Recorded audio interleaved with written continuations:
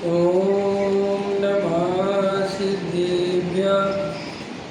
ॐ नमः सिद्धेभ्यः। ॐ नमः सिद्धेभ्यः। नमः समय साराय स्वानुभूत चित स्वभावाय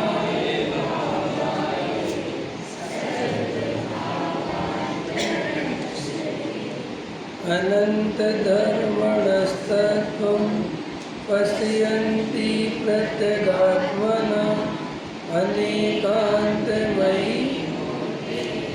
नित्यमेव प्रकाशता वन्दे तु सा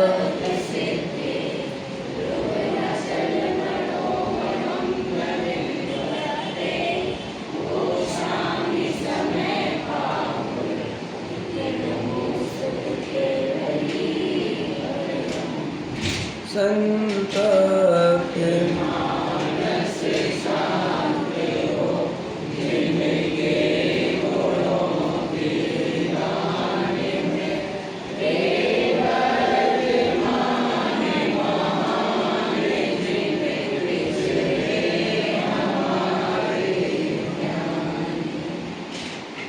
आचार्य कुंद देव द्वारा विरचित समय सार परमागम विराजमान है।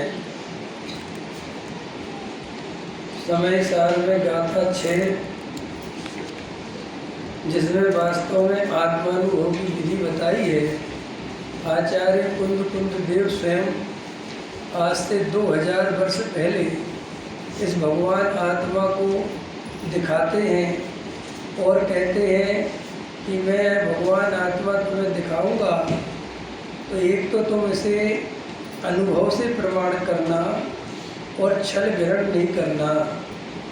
और अनुभव के पहले अमृतचंद भगवान अपने निज वैभव का जन्म कैसे हुआ है ये बताते हैं। तो कहते हैं आगम के सेवन से, युक्ति के अवलंबन से, पर अपर गुरु के उपदेश से और स्वानुभव से मेरा जन्म हुआ है। तो सबसे पहले तो ये बात समझ लें कि हमें प्रॉपर आगम का सेवन करना आना चाहिए। अगर हमारा आगम का सेवन सही नहीं है, आगम का सेवन माने जैसा वस्तु का स्वरूप है हमारे ज्ञान में वो वैसा खचित होना चाहिए, वैसा निर्णीत होना चाहिए। एक द्रव्य दूसरे द्रव्य का कर्ता धर्ता नहीं है, ये हमने आगम से पढ़ लिया। तो आचार्य कहते हैं आगम से पढ़ लिया, अब इसमें युक्ति लगाओ।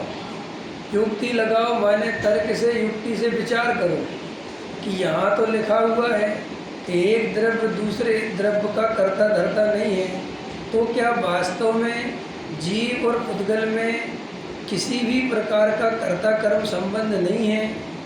ये जो कार्य होते देखे जाते हैं जगत में, ये जो पुद्गलों के परिणमन हो रहे हैं, व्यापार धंधे मकान दुकान इतने काम हो रहे हैं, क्या वास्तव में इनका कर्ता कोई नहीं है? प्रत्येक द्रव्य अपनी स्वतंत्रता से परिणमन कर रहा है। देखो भाई, जिनागम की सबसे बड़ी विशेषता ये है कि वो हमारे लिए परीक्षा करने की छूट देता है। वो हमें तर्क युक्ति लगाने का पूरा स्वतंत्रता देता है। अन्य दर्शनों में ये स्वतंत्रता नहीं है। अन्य दर्शनों में तो ये लिखा है कि जो शास्त्र में लिखा है बस उसे मानो, किंतु परंतु की कोई गुंजाइश नहीं है। लेकिन जैन धर्म ऐसा नहीं है। जैन धर्म की सबसे बड़ी विशेषता यही है कि जैन दर्शन को जो अपन वैज्ञानिक दर्शन कहते हैं, इसका सबसे बड़ा जो कारण है कि जैसे विज्ञान कोई भी बात लिखी हुई नहीं मानता, वो जो लिखा हुआ है उसका प्रयोग करता है, और अगर वो वैसी ही सिद्ध होती है जैसा लिखा हुआ है तो ही वो उसे मानता है। ऐसे ही जैन दर्शन में हमसे हमारे आचार्य भगवंत कहते हैं कि देखो भाई, हम तुम्हें जो आत्मा समझाने जा रहे हैं, हम तुम्हें जो भगवान आत्मा की बात सुनाने जा रहे हैं, वास्तव में बिल्कुल वैसा ही भगवान आत्मा है। लेकिन तुमने हमारे कहने मात्र से कि हम तो अमृतचंद भगवान के परम भक्त हैं, हम तो अपने आचार्य भगवंतों के वाक्य पर कभी शंका कर ही नहीं सकते, हमें तो जिन आज्ञा बहुत है, हम तो आज्ञा सम्यक्त वाले हैं। समझ में आया कि नहीं आया? पर हम तो बस जो लिखा है भैया अपन तो स्वीकार करते हैं, अपने को तो जैन धर्म की पूरी श्रद्धा है। वास्तव में ये जैन धर्म की श्रद्धा नहीं है, ये अंधी श्रद्धा है। इस अंधी श्रद्धा से कोई मुक्ति होने वाली नहीं है। देखो, जैन दर्शन बहुत सुलझा हुआ दर्शन है। जैसे आग गर्म है तो गर्म है, तुम्हारे तंत्र मंत्र से आज तक आग ठंडी नहीं हुई। नमक खारा है तो नमक खारा है, तुम कितने ही मंत्र तंत्र पढ़ो तो नमक मीठा नहीं हो सकता। ऐसे ही एक द्रव्य दूसरे द्रव्य का कर्ता धर्ता नहीं है तो नहीं है, बिल्कुल यही वस्तु का स्वरूप है। ऐसा होने पर भी बिल्कुल वीतरागी संतों की वाणी है, सर्वज्ञ की वाणी है, तो भी वे वीतरागी संत हमसे कहते हैं कि तुम हमारे वाक्य सुनकर पढ़कर बिना सोचे समझे उन्हें स्वीकार मत करना। डर से, भय से, पक्षपात से, पंथ से, संप्रदाय से नहीं समझ में आया। देखो अपन की क्या आदत है, अपन कोई शास्त्र पढ़ेंगे तो अगर अपनी दिगंबर परंपरा का शास्त्र है तो अपन आँख बंद करके भरोसा करके चले जाते हैं, और अगर वो दिगंबर परंपरा का शास्त्र नहीं है तो उस पर लिखा हो कि दूसरी परंपरा का है तो तुरंत अपने को एकदम रुक जाओ। समझ में आए ना? नहीं, ये क्या लिखा, ये क्या लिखा। तो आचार्य कहते हैं ये तुम्हारे अंदर दिगंबर परंपरा का पक्ष बैठ गया। हमारे लिए कोई परंपरा बड़ी चीज़ नहीं है, हमारे लिए बड़ी चीज़ है कि जो बात कही जा रही है वो तर्क और युक्ति की कसौटी पर खरी उतर रही कि नहीं उतर रही, वैसी सिद्धि हो रही कि नहीं हो रही है। ठीक है, अब आपको विचार करना है कि उन्होंने युक्ति का अवलंबन पहले रखा और पर गुरु का उपदेश बाद में रखा। क्यों रखा? पहले पर गुरु का उपदेश रखते फिर युक्ति का अवलंबन रखते, इससे क्या प्रॉब्लम हो गई? बोलो सुशील जी, कुछ उत्तर समझ में आ रहा? क्या पूछा मैंने? भैया आपका नाम क्या है? नितिन। अरे नितिन जी, मुझे बहुत अच्छे लगे नितिन जी, स्वाध्याय बहुत अच्छा। मैं परिचय बिल्कुल नहीं है, स्वाध्याय अच्छा लगा। क्या नितिन जी क्या बात बोली मैंने कि उन्होंने युक्ति पहले रखी और पर गुरु का उपदेश बाद में रखा, जबकि वास्तव में आगम का सेवन और पर गुरु का उपदेश रखते। भाई युक्ति से बड़े तो पर गुरु उपदेश है कि नहीं? उन्होंने कहा नहीं, पहले युक्ति का अवलंबन लो। क्यों रखी ये बात? बताओ, कोई बताओ। चलो, आज वैसे ही मैं थोड़ा थक गया हूँ, तबीयत भी ज़्यादा ठीक नहीं, जुकाम हो रहा है। बताओ बहन, आप बताओ। हाँ, पर बराबर। हाँ, हाँ, बराबर। और बताओ, आप बताओ, क्या नाम आपका है? क्या? अक्षय। हाँ, बोलो अक्षय भैया, बताओ। मतलब ये सच्चे हैं कि मतलब तो उसके हिसाब से और बताओ, आप बताओ, क्या नाम आपका? हाँ, अभिषेक जी बताओ। अभिषेक जी बताओ। समझ। हाँ, बराबर। अब देखो, ठीक है, आपने जो दिया ठीक है। देखो भाई, इसका एक वैज्ञानिकरण है। उन्होंने कहा कि जब तक तुम आगम का सेवन नहीं करोगे तो परीक्षा करोगे किसकी? तर्क युक्ति लगाओगे भी किस में? तो पहले आगम के सेवन से तुमने वस्तु स्वरूप को समझा। अब आगम के सेवन में लिखा कि साहब एक द्रव दूसरे द्रव का कर्ता धरता नहीं है, जीव अजीव भिन्न भिन्न है, जीव का कार्य अजीब नहीं करता, अजीब का कार्य जीव नहीं करता। अब आपने पढ़ लिया, आपको समझ में आया। तो उन्होंने कहा कि ये आगम का सेवन जो तुमने किया है, अब इसको तुम तर्क की कसौटी पे कसो, माने अब तुम लॉजिक लगाओ। क्या वास्तव में एक तरफ दूसरे तरफ का करता धरता नहीं है? क्या ये जीव अजीब बिल्कुल भिन्न भिन्न है? अब तुम्हारी परीक्षा में मान के चलो ये बात तुम्हें जम गई, समझ में आया? तो उन्होंने कहा भैया तुम्हारे जमने पे भी मुझे कोई भरोसा नहीं है, तुमने कौन से लॉजिक लगाए, क्या लगाए? तो उन्होंने तीसरे नंबर पर रखा कि पर गुरु के उपदेश से मिलान करो, कि मैंने जो परीक्षा करी, मैंने जो आगम का सेवन किया, अब ये परंपरा में माने और आचार्य भगवंतों ने पर गुरु के उपदेश में क्या बात आई है, और अगर वहाँ तक मिलान हो गया कि जैसा आगम में लिखा था वैसे ही मैंने परीक्षा भी करके देखी और एकदम 100% सही है, और मैंने पर गुरु का उपदेश मिलाया तो वो भी एकदम ठीक बैठ गया, ठीक है कि नहीं? तो यहाँ 3 जे अपन को सीढ़ियाँ चढ़नी पड़ती हैं। जब ये 3 सीढ़ियाँ अपन चढ़ गए और अपने को सच्ची वस्तु स्वरूप की श्रद्धा जागृत हो गई, तो अब आचार्य कहते हैं स्वानुभव का काल आ गया। काय का काल आ गया? क्यों कि साहब ये सारी प्रक्रिया काय में चल रही थी? ये सारी प्रक्रिया क्षयोपशम ज्ञान में चल रही थी। काय में चल रही थी? क्षयोपशम ज्ञान में। माने अपन विशुद्धि लब्धि तक पहुंच गए, पर कारण वो क्या कहते हैं देशना लब्धि हो गई, और अपन प्रायोग लब्धि में अपन ने लॉजिक भी लगा लिए। अब वो कहते हैं कि अब स्वानुभव का समय आ गया है।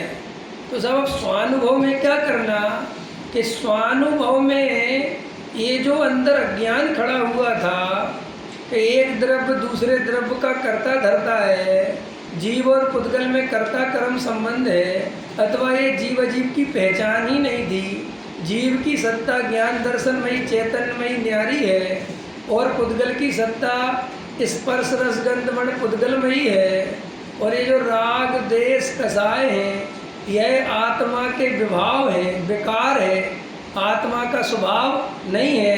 ये आत्मा का स्वभाव नहीं है का अर्थ होता है आत्मा नहीं है।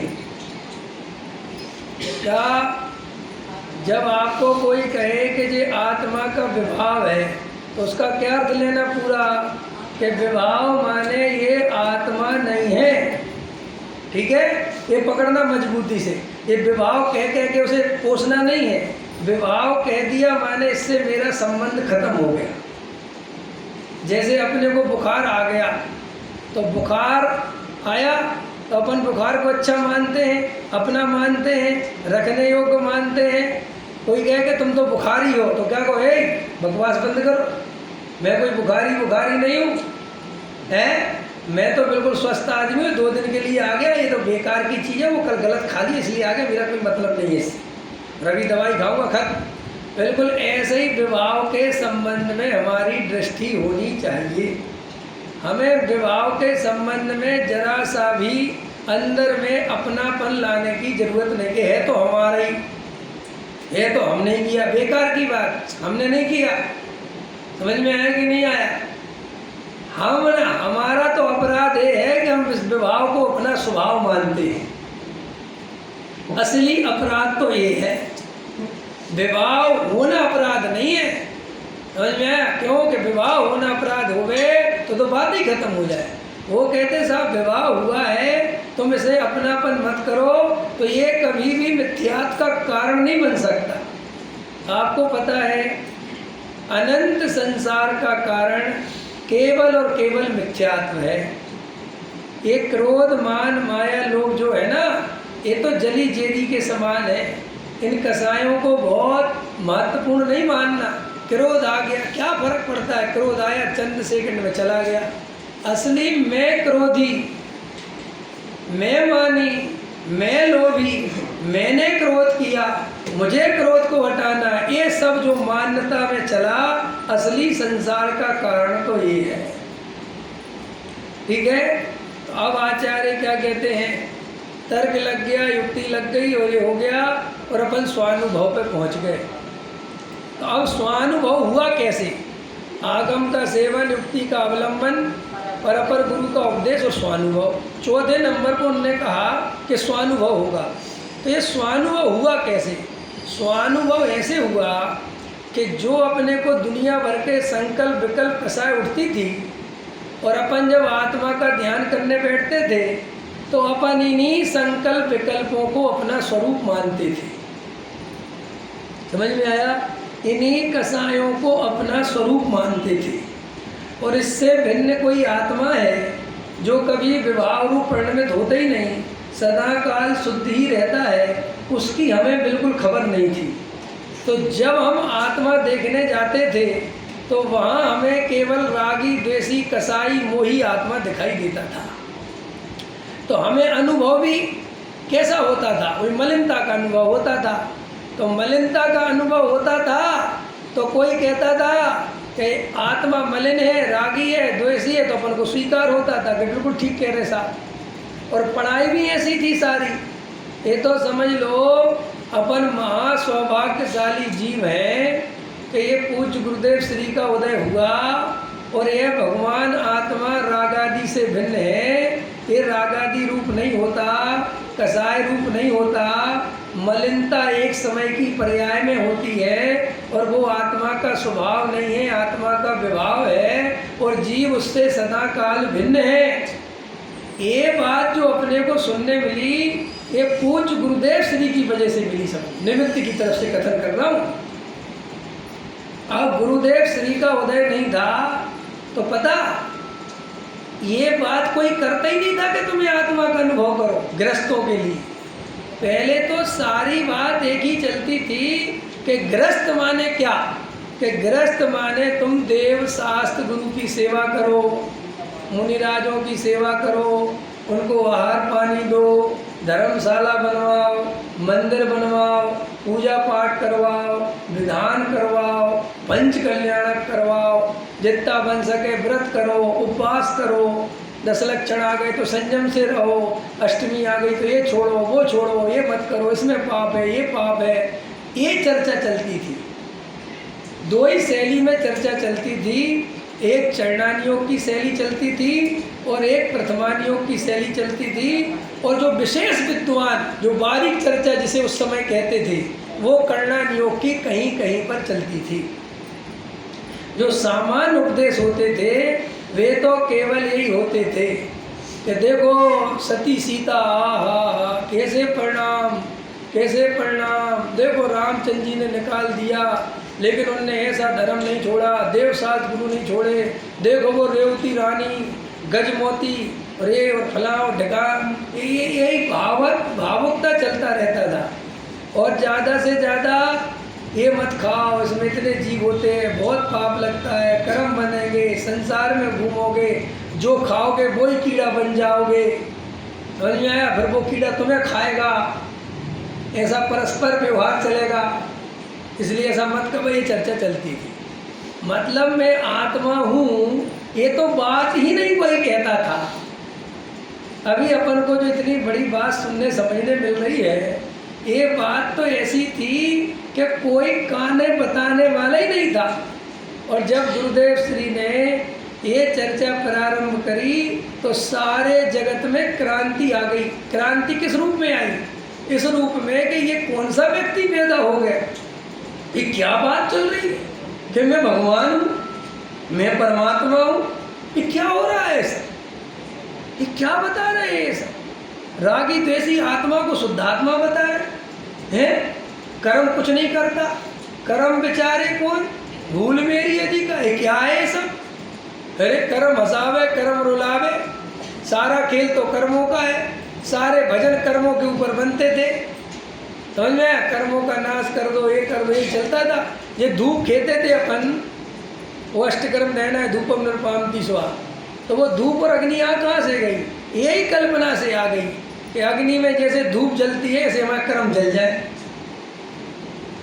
अब वो अभी क्या चढ़ाते हैं, लौंग चढ़ाते ना आजकल, तो अब ऐसा लगता है लौंग में क्या पता कर्म जलेंगे कि नहीं जलेंगे, है? लौंग इतनी कमज़ोर सी लगती, समझ में आया कि नहीं आया? थोड़ा अग्नि वग्नि खो और उसमें गर्म ऐसे डालो, धूपम धूपम, ऐसा लगता है कुछ तो काम चल रहे होंगे। तो ऐसे बहुत लोग होते हैं, बड़े बादाम चढ़ाएंगे, छोटे बादाम नहीं चढ़ाना, देव शास्त्र गुरु है, ये है वो है फला ढिका, और भगवान को सोने का सिंहासन में बैठा। पता नहीं कहाँ से ये सब व्यर्थ की बात है। जैन धर्म वीतरागी है, रागी तू है, और अपना राग तू भगवान पे लादता है।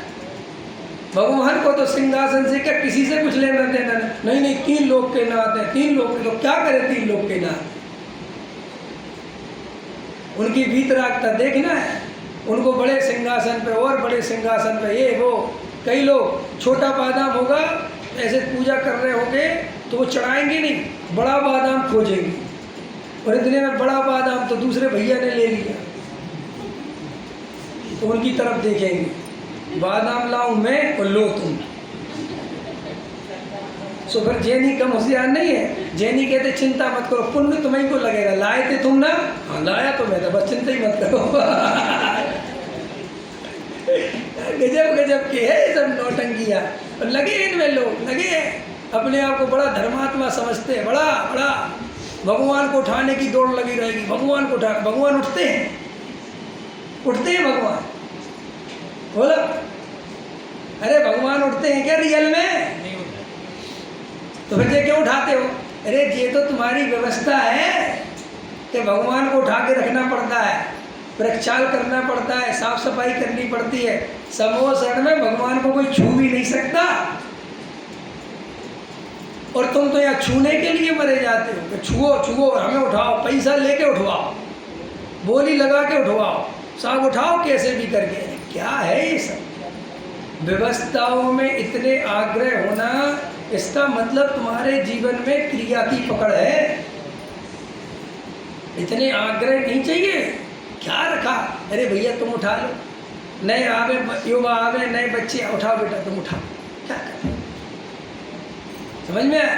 आदमी तो कैसा होवे, बोली खुद लेवे और उठवावे किसी और को, क्योंकि उसे तो समझ में आ गया, उसमें उठाने में कुछ होता ही नहीं, क्या है इन बात में। लेकिन ऐसा अंदर आग्रह रहता है कि भगवान को सिर पे बैठा लिया तो वास्तव में भगवान सिर पे बैठ गए। ये सब अंदर मान्यताएं चलती रहती हैं, अपन को पता नहीं चलता। अपन इतना स्वाध्याय सुनने के बाद भी, इतना समझने के बाद भी ऐसी इन छोटी छोटी क्रियाओं में उलझे रहते, बिल्कुल एकदम परेशान। तो वो गंधोदक होता ना जैसे, तो कभी कभी तो सहज मंदिर में गंधोदक रखा रहता है, वो गंधोदक तो आदमी को ज़्यादा महत्वपूर्ण नहीं लगता, लेकिन कहीं से भगवान फेरी वाले गंधोदक पे आ जाए, है फेरी हो गई ना, और फिर वो भगवान का नमन किया, तो एकदम कूद कूद हमें देना हमें देना हमें देना। अरे तो गंधोदक है क्या, वो दूसरा रखा भी वो क्यों? लेकिन बस दौड़ में शामिल होना है, जहाँ दौड़ लगती है वहाँ मजा आता है। एक बार मैं वहाँ गया कुंडलपुर, तो कुंडलपुर पहले भी जाते थे, हम तो वहीं के हैं तो बहुत जाते रहते थे बचपन से, तो जाते थे वहीं बैठे रहते थे, आदिनाथ भगवान खूब अच्छी दर्शन पूजा करते रहते थे, और कुछ नहीं, कोई बात ही नहीं, और 2 4 10 15 मिनट बैठे, आधा घंटा बैठे, 15 मिनट बैठे, पूजा कर ली, प्रचार घर निकल गए। एक बार मैं गया कुंडलपुर, भाई साहब वहाँ पे लग गई 1.5 किलोमीटर की लाइन नीचे ही से दर्शन करने की, और दर्शन कितने करने देवे? आधा मिनट, 20 सेकंड, 30 सेकंड। उस दिन मुझे जितने अच्छे लगे आदिनाथ, उसके पहले तो कभी लगे ही नहीं। वो कह रहा हटो, और मैं कहा थोड़े और देख लें, तो बस थोड़े और, थोड़े अरे समझ में कि क्या है ये सब, क्या है? और अभी ये भीड़ हटा दो और कहो ये रखे आदिनाथ, तो किसी को कुछ नहीं है। और वैसे भीड़ हो जाए तो फिर सबको भगवान उठाने हैं, और वैसे भीड़ नहीं हो तो हाथ जोड़ना पड़ता है, भैया चले जाओ प्रक्षाल में, कोई मंदिर में 4 आ जाओ, हम ही चाहे क्या, हमने ठेका ले रखा है भैया। और यही आदमी को अभी तुम भीड़ में अभिषेक कराने की बोलो, बोली लेके बोलो, तो ऐसे कूद के आएगा। एक बार मैं सोनागिर में गया, तो हमारा एक व्यवहारी मित्र है, वो आ गया वहाँ, बोले अपन दोनों चलेंगे प्रक्षाल में। कहा चलेंगे, चलो। सो भैया उसने तो ऐसी फटाफट धोती जड़ा जल्दी जल्दी जल्दी शुद्ध पहनी और चलो। अब मैं तो भैया शांति से फिर, अरे बोलो तुम क्या कर रहे हो, भगवान का प्रक्षाल निकल जाएगा। हमने कोई बात नहीं, चल रहा है। पहनी गए, सो गए सो इतनी भीड़ और गोलियाँ लगती हैं बहुत देर तक। तो ये मोक्ष भी था, इसने भी धोती पहनी। तो मैंने कहा देख तू तो नीचे से निकल जा और भगवान के पैर छू के आए। बोले पापा आप, मैंने कहा तू चिंता मत। एक गए, अब वो हो गया। तो एक सामने दूसरे बने ना, याद है आपको, वो शांतिनाथ 2 है ना वहाँ, एक ओरिजिनल है और एक दूसरे है ना, डुप्लीकेट तो मैं कह नहीं सकता है। तो मैंने जाके क्या किया, उनके छू ली, समझ में आया? तो छू लिया मैंने और उनका कर लिया। तो प्रक्षाल में उसमें चढ़ा के आ गया। तो आए हम बाद में, तो बोले तुमने किया ही नहीं। मैंने कहा मैंने नहीं। अरे बोले असली वाले हैं ही नहीं, इनसे काम थोड़ी बनता है। उसने यही शब्द बोले, भैया इनसे कुछ नहीं होता, असली ये है, तुम चलो चक्कर में फंस गए। उसे नहीं पता कि मैं शास्त्री हूँ, विद्वान, उसे कुछ नहीं पता था। वो तुम्हारा पुराना दोस्त है गाँव। अब बोलो क्या है जगत में, ये जगत ऐसे ही चलता है। तो मैं तो आपको समझा रहा था स्वानुभव का जन्म कैसे होता है। तो जब अपन के अंदर से ये व्यर्थ के संकल्प विकल्प मान्यताएं विभाव, इनमें जो अपन कर्ता कर्म करके बैठे थे और आत्मा को रागी द्वेषी कसाई मोही मान के बैठे थे, तो आचार्य कहते हैं कि जब इसने आगम का सेवन कर लिया, माने प्रॉपर वस्तु का स्वरूप समझा, लॉजिक से समझा, तर्क युक्ति लगा के समझा और परपर गुरु के उपदेश का मिलान किया, तो अज्ञानता की सारी भूलें जो पड़ी हुई थी वे निकल गई। माने क्षयोपशम ज्ञान में वस्तु का स्वरूप क्लियर हो गया, एकदम क्लियर हो गया कैसा है। अब आचार्य कहते हैं जिसे बच्चा वस्तु का स्वरूप क्लियर हो जाएगा, अगर वो अब गहरे तत्व विचार में उतरेगा, माने जो समझा है अब उसको अंदर में श्रुत ज्ञान के अवलंबन से समझ में आया और अपने उपयोग को समेटकर केवल एक त्रिकाली ध्रुव ज्ञायक भगवान आत्मा की ओर दृष्टि करेगा। तो अभी उसको प्रॉब्लम क्या आती थी कि जब वो अंदर अपने चैतन्य तत्व को, ज्ञायक तत्व को, ज्ञान स्वभाव को देखता था तो वहाँ संकल्प विकल्प दिखाई देते थे, दुनिया भर के गे दिखाई देते थे, ना जाने कहाँ कहाँ की बातें याद आती थी। तो वे सब बातें उसको याद आती थी, संकल्प विकल्प होते थे, तो वो उनमें तन्मय हो जाता था, उनमें उठापटक करने लगता था कि उसको पता नहीं था। तो फिर जब उसे ये समझ में आया कि ये तो एक समय का पर्याय का खेल है, मैं तो इससे भिन्न ज्ञान स्वभावी जीव तत्व हूँ, तो उसने क्या किया, उन गेयों की दृष्टि हटाई, संकल्प विकल्पों को सहज जानना देखना चालू किया और उनसे भी दृष्टि हट गई और वो ज्ञान स्वभाव उसकी प्रतीति में सहज ज्ञानानुभूति, ज्ञानानुभूति गे मिश्रत अनुभूति नहीं, गे मिश्रत अनुभूति तो अज्ञानी को होती है, केवल ज्ञानानुभूति ही आत्मानुभूति है। तो जब ज्ञानानुभूति होती है तो उस समय ज्ञान में गे होते हैं कि नहीं होते? बोलो, होते हैं, लेकिन फिर वो गे दिखाई नहीं देते, वो गे भी ज्ञान ही दिखाई देते हैं। ये झलकन भी ज्ञायक है, नहीं इसमें गे है, वो गे में नहीं है, वो तो मेरे ज्ञान का ही परिणमन है। इसके लिए सबसे बढ़िया उदाहरण है, आप लोगों ने पहले ज़माने में चलते थे चीनी के, वो चलते थे खिलौने, घोड़ा बैल, देखे ना आप लोगों ने। तो देखो अपने साथ जो बड़े पिताजी जाते थे, दादाजी जाते थे, तो अपन कहते थे बाबा जी हमें ये दिला दो घोड़ा, हमें ये दिला दो हाथी। तो वो क्या कहते थे दुकानदार से, शक्कर क्या भाव दे रहा है? क्या बोलते थे वो ये नहीं बोलते थे घोड़ा क्या भाव दे रहा है, क्योंकि उन्हें घोड़ा नहीं दिखता था, उन्हें घोड़ों के आकार में भी शक्कर दिखती थी। और वो बच्चा था, उस बेचारे को ये बात पता नहीं थी कि ये तो शक्कर ही है। तो वो बाबूजी से कहता है, पिताजी से कहता है कि क्या ये शक्कर फक्कर पूछ रहे हो, ये शक्कर थोड़ा ही है, ये पूछो घोड़ा क्या रेट का है। तो पिताजी, बाबूजी, दादाजी, चुप हो जा, चल चुप हो जा। अरे चलो भैया, हमारा पोता कहता है घोड़ा क्या भाव देते, चल घोड़ा क्या। तो देखो ऐसा बोलने पर भी पिता को घोड़ा, हाथी ये सब दिखाई नहीं देते, उन्हें तो केवल शक्कर दिखाई देती है। ऐसे ही ज्ञानी को अपने ज्ञान स्वभाव में ज्ञेय दिखाई नहीं देते, ज्ञान ही दिखाई देता है। बस ये ज्ञान को ज्ञान में देखना, यही आत्मानुभूति है। अमृतचंद भगवान ने तो सीधा लिखा ज्ञानानुभूति ही आत्मानुभूति है। कि क्यों लिखा?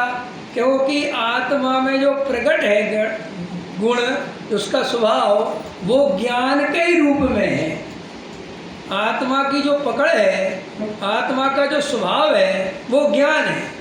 इसलिए निगोदिया के जो बात कही गई कि साहब ये आत्मा है निगोदिया, तो साहब बोले कैसे जाने, ये तो जड़ है, बिल्कुल एकदम पड़ा हुआ है। तो बोले इसमें अक्षर के अनंतवें भाग जितना ज्ञान अभी भी उगड़ा हुआ है। आया समझ में? माने हमारी मूल सत्ता की पहचान ज्ञान से है। ठीक है?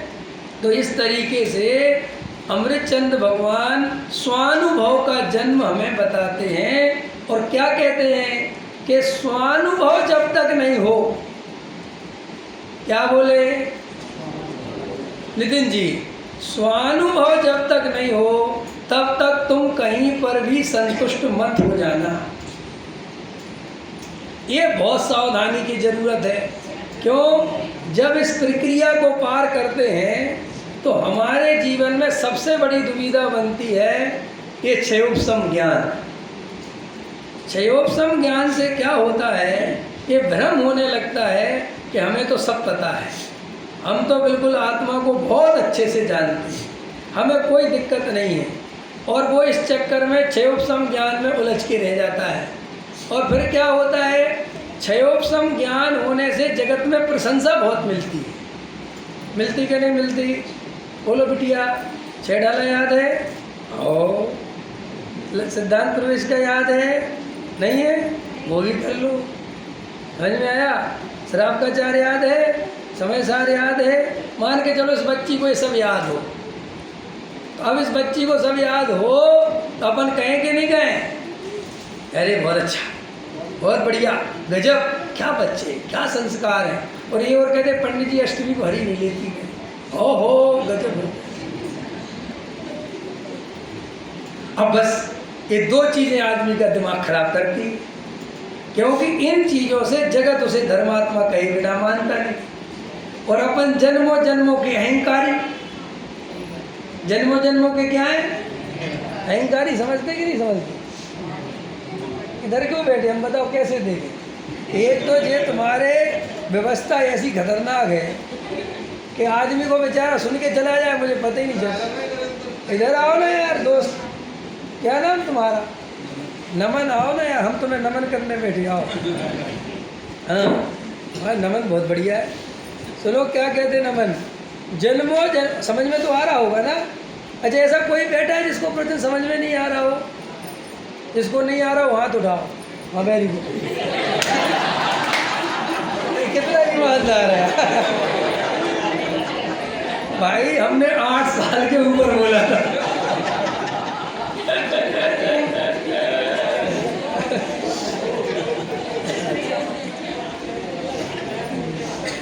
चलो ठीक है।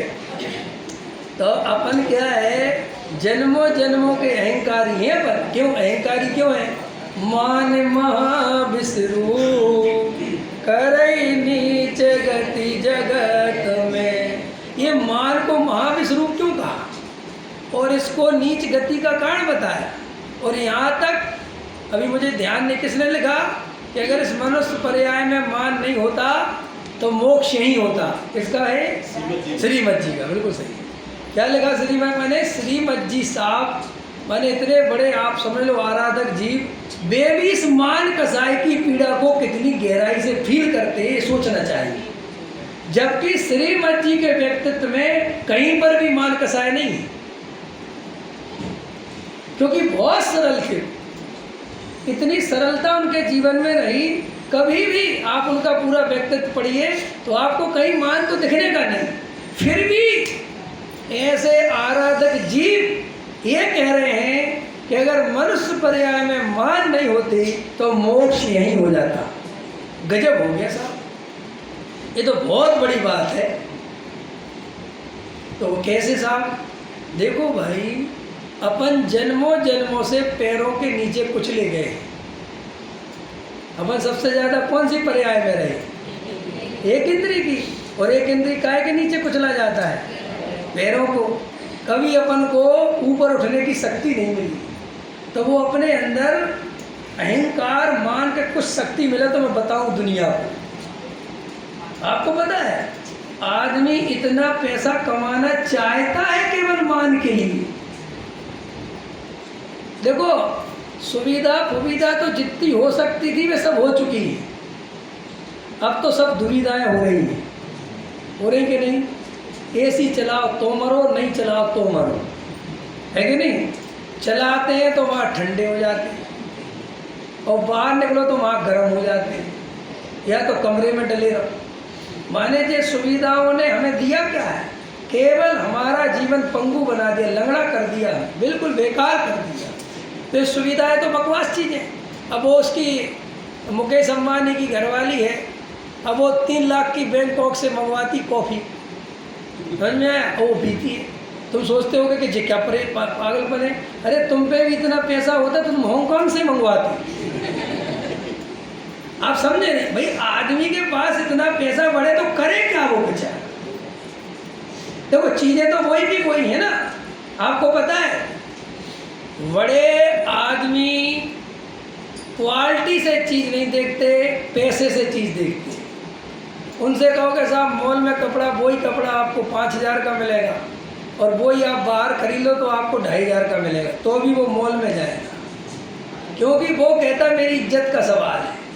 अगर मुझे किसी ने नई सड़क पर घूमते हुए देख लिया तो मेरे 1,500 करोड़ होने का फायदा क्या है? आया समझ में कि नहीं? ये आपका जो करोड़ों का है, ये आप गहराई में जाके देखेंगे तो केवल मान कसा है, केवल, और कुछ दम ही नहीं। ये आदमी बड़े से बड़ी हवेली बनाना चाहता है, बड़ा, तो सही पता है कितने कमरों का मुझे करना क्या है, ये वो जानता है। लेकिन पड़ोसी की हवेली बन गई, दूसरे की हवेली बन गई, और हवेली बिना रिश्ते नहीं आते, तो सारा चक्कर हवेली खड़ी हो जाती है। तो मूल में क्या है? मान। क्या है मूल में? अब आचार्य कहते हैं कि एक तो महाभाग्य से संघी पंचेंद्री मनुष्य हुआ, और महाभाग्य से जैन कुल में जन्म हुआ, महाभाग्य से जैन धर्म भी सुनने समझने मिल गया, जैन धर्म की रुचि भी हो गई, समझा? सुनने समझने भी आने लगा। लेकिन हुआ क्या कि यहाँ वो क्षयोपशम ज्ञान थोड़ा ज़्यादा था, और थोड़ा शास्त्र याद हो गए, थोड़ा समझाना सीख लिया, तो माथे पे पंडितियाई चढ़ गई। क्या चढ़ गई? आपको पता है, जितना तुम्हें सुनने में मजा नहीं आ रहा जितना मुझे सुनाने में आ रहा। कैसी बात कर रहे हैं? देखो, श्रोता को घड़ी देखनी पड़ती है, वक्ता तो तुम्हारे चक्कर में देखता है। वक्ता का बस चले तो रात भर सुनाता रहे, वो तो श्रोता की कैपेसिटी कम है। तो अब अपन को ये क्षयोपशम ज्ञान बढ़ गया, थोड़े शास्त्र पढ़ लिए, थोड़ा आगम का सेवन कर लिया, थोड़ा तर्क युक्ति लगाना आ गया, तो वो ज्ञान अंदर बनता तो है नहीं, समाने की तो आदत है नहीं, तो अपन फैलाने में लग जाते, काय में लग जाते, फिर 2-2 4-4 श्रोता पकड़ते हैं, सुनो सुनो, आओ हाँ मैं तुम्हें समझाऊंगा कि हम तो दूसरे पंडित समझ रहे, वे पंडित से अच्छा हम समझाएं। समझ में आया कि नहीं आया? फिर वो दुकान खुल जाती है। अब बस वो क्षयोपशम ज्ञान में वो पंडितियाई या जो भी है तुम्हारा, वो बस उस नशे में चढ़ जाता है। एक तो दुर्दशा वहाँ हो जाती है।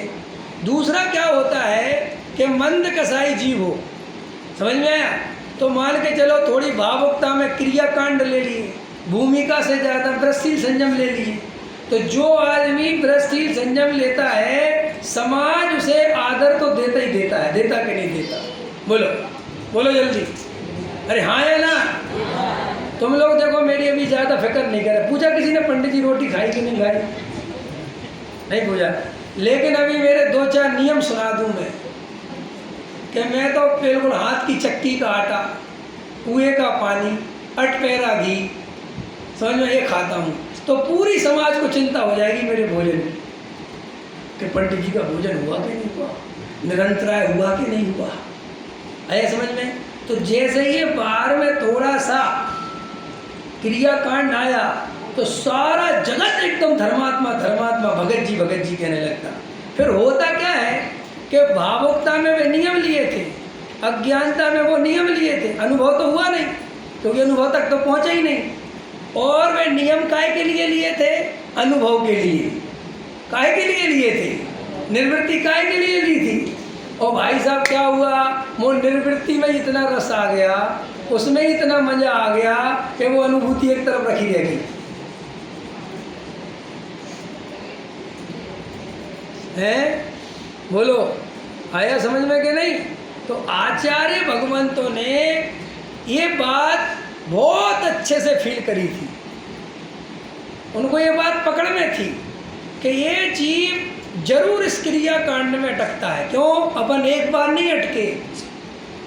देखो शास्त्र में गजब गजब की बात लिखी। लिखा भी तो क्या लिखा कि ये जीव तुम अनंत बार साधु हुए। गजब हो गया सर। ये नहीं लिखा तुमने ये करा वो करा, उन्होंने कहा तुम तो साधु हुए। समझ में आया?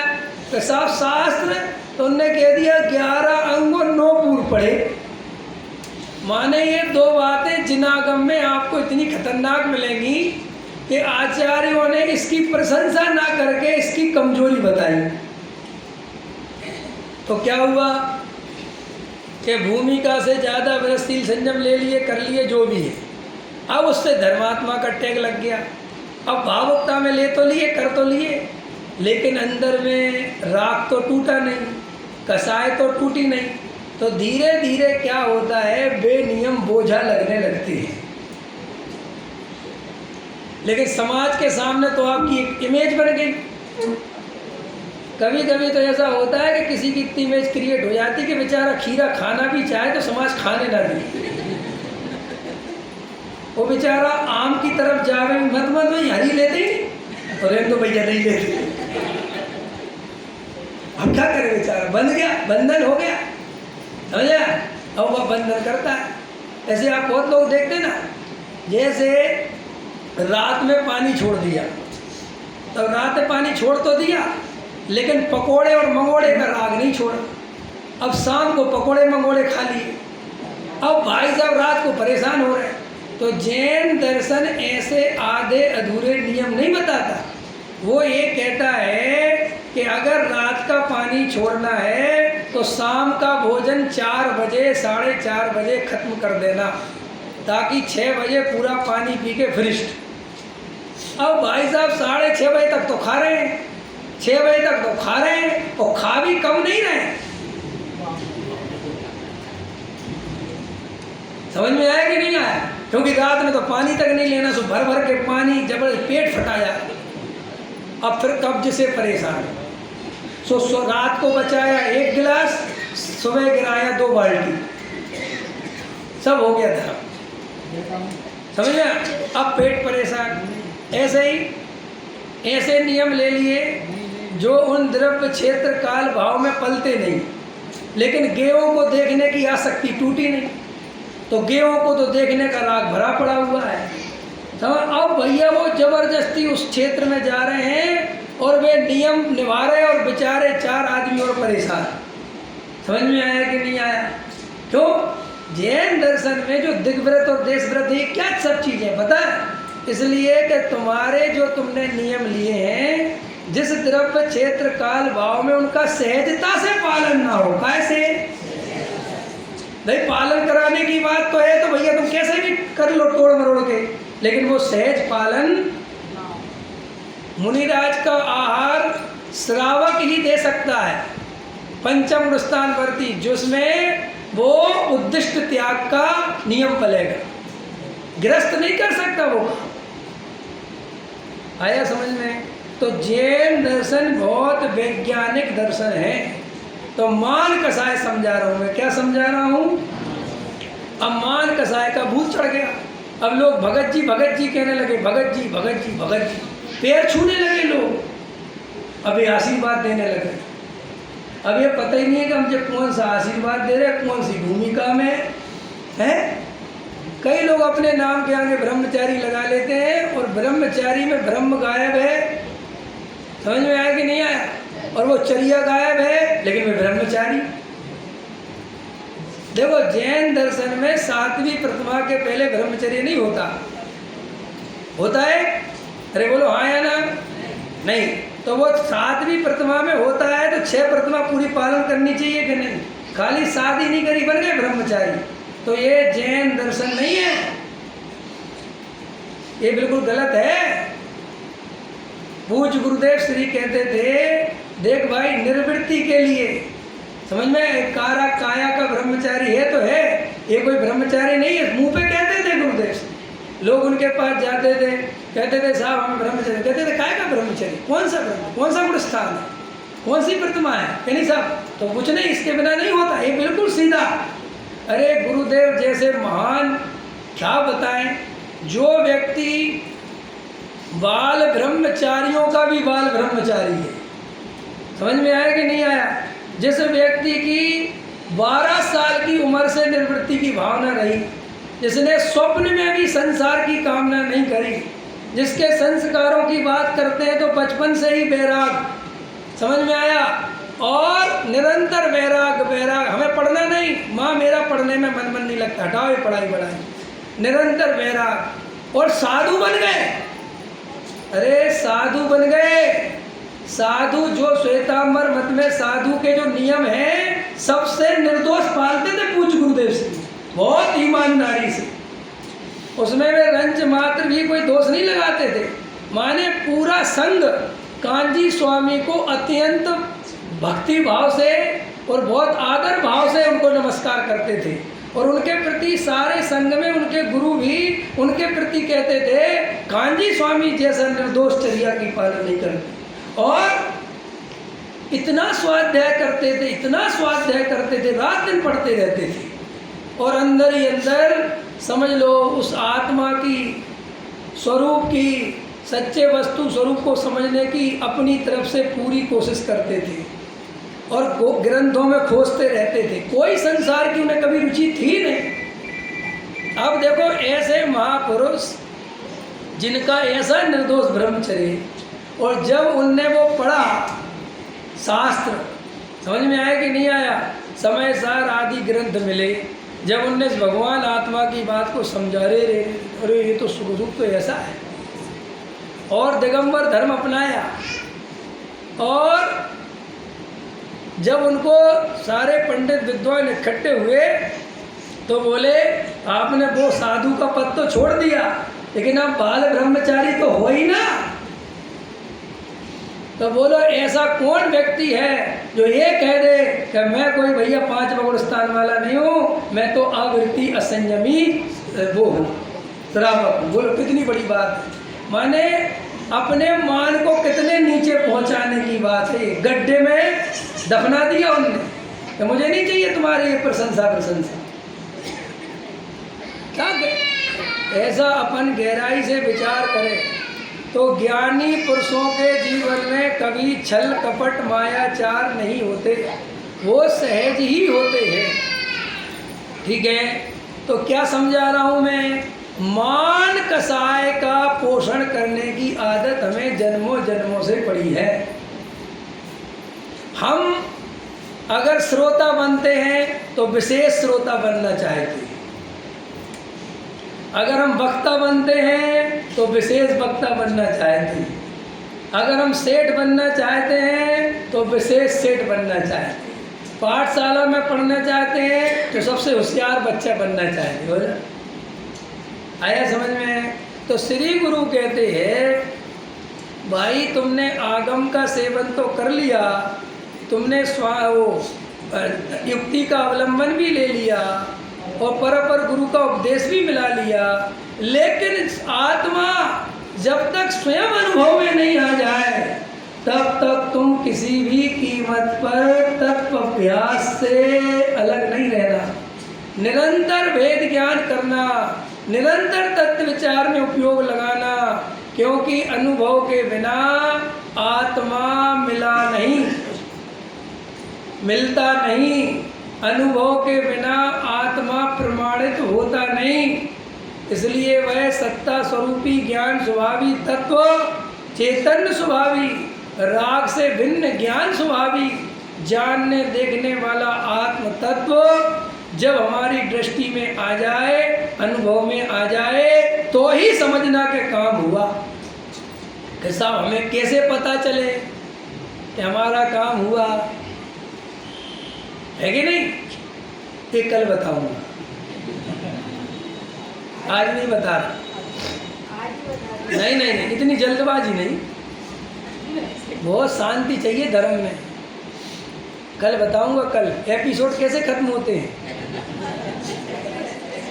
हाँ, क्लाइमेक्स तो कल बताऊंगा कि अनुभूति होने के बाद कैसा लगता है। सुबह समय पे आना, अभी का समय हो गया।